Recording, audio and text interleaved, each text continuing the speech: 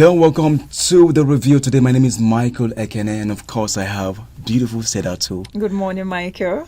Good morning. It's good to be here. Yeah, same thing here.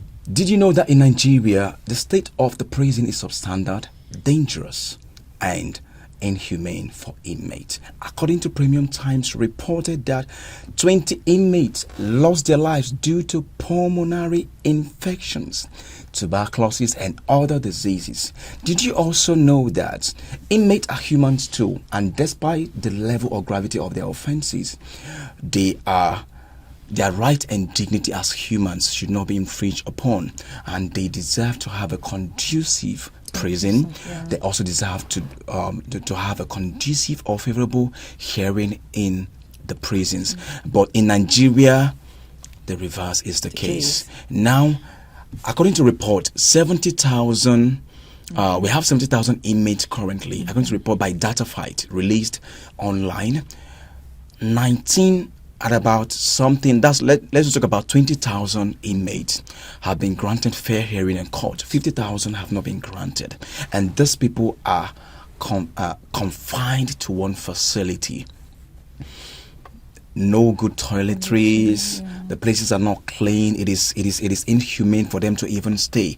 Thereby, the vulnerability to tuberculosis, diseases. And remember, if one person gets it spreads easily. So I'm talking about the state of Nigerian prisons right now. Before we move into the Maiduguri flooding, let's talk about the state of Nigerian prison. It is deplorable and inhumane. Sorry to say, if details are saying that 70,000 inmates are there in a deplorable condition. 20 have been granted hearing fair hearing in court of law. 50 are still remanded in prison. No fair hearing. They are just there. Remember, some people are convicted. Some people are still awaiting trial.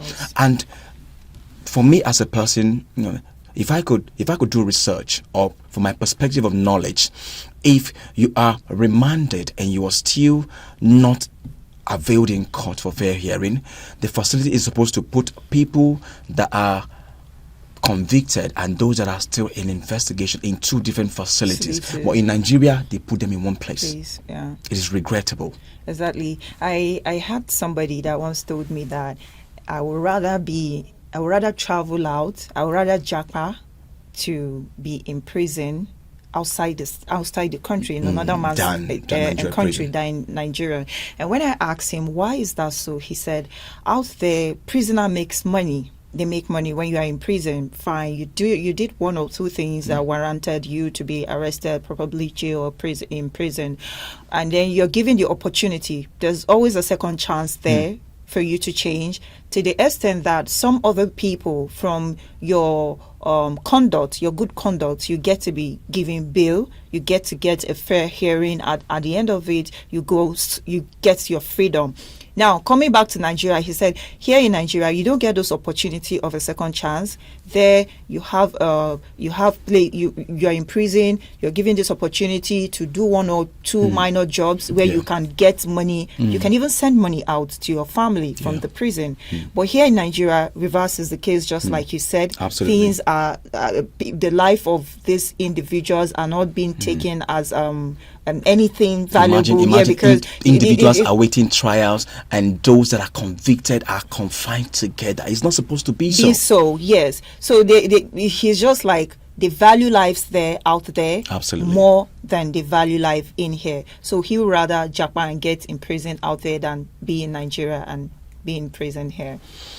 Absolutely. When I talked about the mixture of inmates awaiting trials and those convicted being together, it is not supposed to be so. The distinction, the mixture causes a lack of clear distinction, thereby infringing on their fundamental human right to have a peaceful cohabitation in prison, especially when you are awaiting trial. Inmates have been convicted.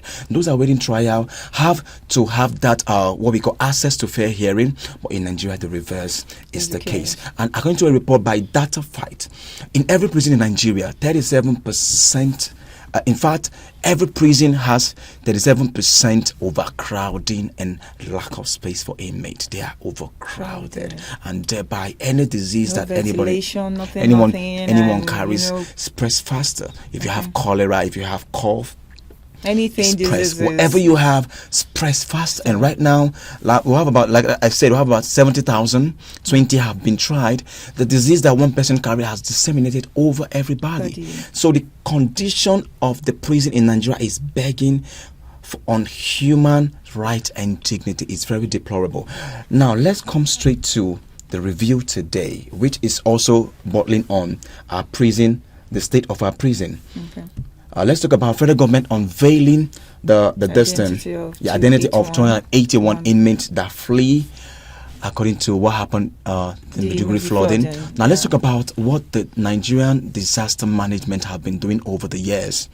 There was a time where NEMA precisely, warned the federal government that, hey, Cameroonians are about to open their dam. Yeah, it's about to open the dam because there's a particular dam that actually was overflowed. Is it Malu Dam or something like that? Allow Dam.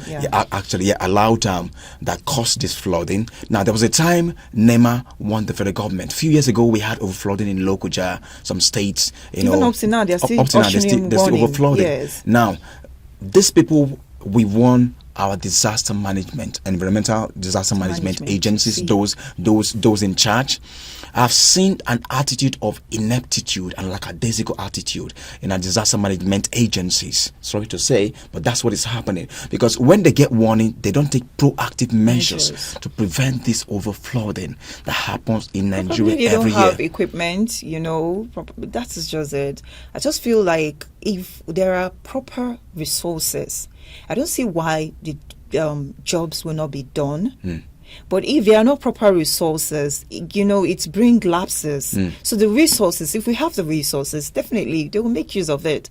So without these resources, it's definitely will bring to lapses like this that has led to this huge flood that a lot of people have lost their life, and now they are saying 281 inmates have absconded from the prison, and out of these 281, we have Boko Haram terrorists and all those things. So we have killers. Exactly. Criminals. These are things that could be avoidable.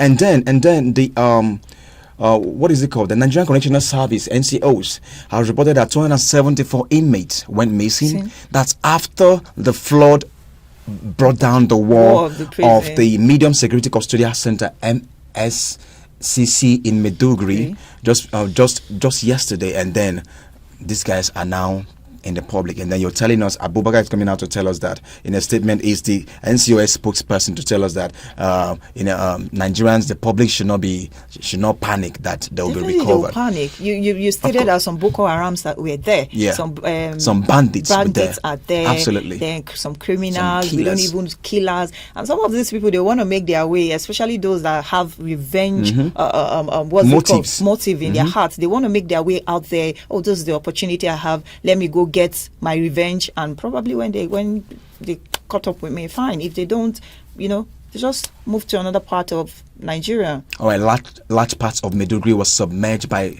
severe rainfall. Then the Allow Dam, following a heavy rainfall, Allow Dam, there was collapse. The collapse in the building was triggered by the influx of rain coming from the Allow Dam. Heavy rain triggered that. But then, do you think these dams have been well managed in Nigeria over the years? I don't think so. Yeah. I don't think so. That is why. And just like I said, proper implementation of some things will really, really get us far. We have so many negligence what we are facing right now in this country. We have so many agencies in Nigeria that have like a physical attitude. They are there. Like right now, currently, NEMAC has issued out a warning to River State that there might be flooding in River State. So if they can give this warning and proper precautions and measures are put in place, definitely they will avoid floods like that of the Maiduguri.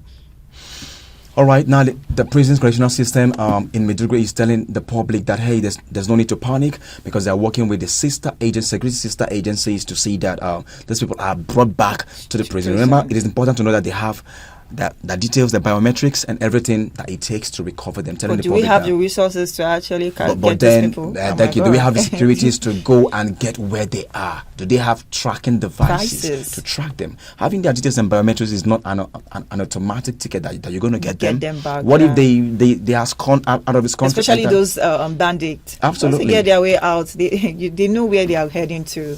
I think efforts are on ground to track down the rest and bring them back to safe custody. But right now, presently, only 7 inmates have been recaptured. Sure. Just 7 out of 281. So, well, it is regrettable to know that these things are still happening in Nigeria. Preemptive measures, proactive measures are not put in place to check sex flooding, especially whenever it comes, it always affects Nigeria, and it's something I want the federal government to look into, especially these people that are mandated to see that disaster management is curtailed, disasters everywhere is curtailed. NEMA, sister agencies, wherever you are, every state disaster management agencies, please take note that these things are bound to happen whenever we have severe. This is rainy season, but these things happen every year. When will it stop happening? Can be avoidable. Yeah, when will it stop happening? So you guys should raise up and start doing things. And federal government, please tell these guys to do their job, please. And there's a policy, a proper implementation should be put in place. Absolutely. I think that's what we lack majorly in this country. Proper implementation. All right, we pray that these 281 inmates are recovered so that the safety of our citizenry can be assured. And this is the size of the review today. My name is Michael Ekene, and Stella Toy has been talking with me all the way. Thank you so much for being with me today. You're welcome.